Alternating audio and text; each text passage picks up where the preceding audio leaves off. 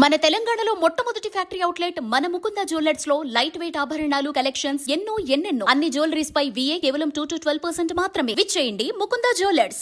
ప్రపంచంలోనే అత్యంత రద్దీగా ఉండే నౌకాయాన మార్గాల్లో ఒకటైన జిబ్రాల్టర్ జలసంధిలో భారీ ఓడల శ్మశాన వాటిక బయటపడింది.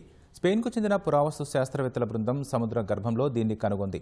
క్రీస్తుపూర్వం 5వ శతాబ్దం నుంచి రెండో ప్రపంచ యుద్ధం వరకు మునిగిపోయిన 150కి పైగా చారిత్రక ప్రదేశాలను, ఓడల అవశేషాలను గుర్తించింది.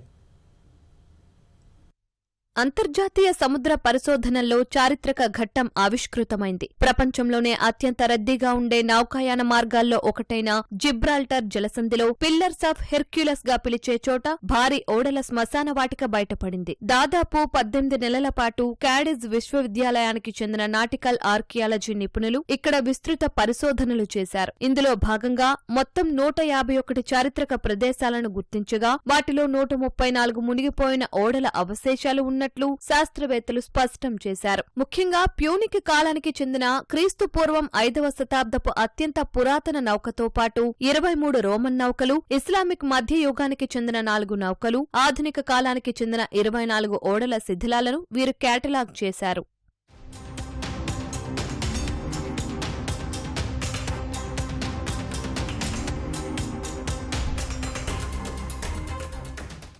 శతాబ్దాలుగా ఈ ప్రాంతం కేవలం వాణిజ్య కేంద్రంగానే కాకుండా సైనిక వ్యూహాలకు, వలసలకు ప్రధాన వేదికగా ఉండేది. ఈ సముద్ర గర్భంలో లభించిన ఆధారాలు ఐబీరియన్ ద్వీపకల్ప చరిత్రలోని అనేక ఒడిదుడుకులను ప్రతిబింబిస్తున్నాయని నిపుణులు చెబుతున్నారు. క్రైస్తవ దండయాత్రల సమయంలో ముస్లింలు, యూదులు ఈ సముద్ర మార్గం గుండానే వలస వెళ్లినట్లు ఆనవాలు లభిస్తున్నాయి. ప్రస్తుతం తాము ఈ వస్తువులను సముద్రంపైకి తీయడం లేదని, కేవలం వాటి లొకేషన్ను ఖచ్చితత్వంతో మ్యాపింగ్ చేస్తున్నామని మెరైన్ ఆర్కియాలజిస్టులు తెలిపారు. ప్రస్తుతం అల్జెసిరాస్ సమీపంలోని రింకోన్ సిల్లో ప్రాంతంలో లభించిన మధ్యయుగపు ఇస్లామిక్ నౌకపై వీరు ప్రత్యేక పరిశోధనలు చేస్తున్నారు.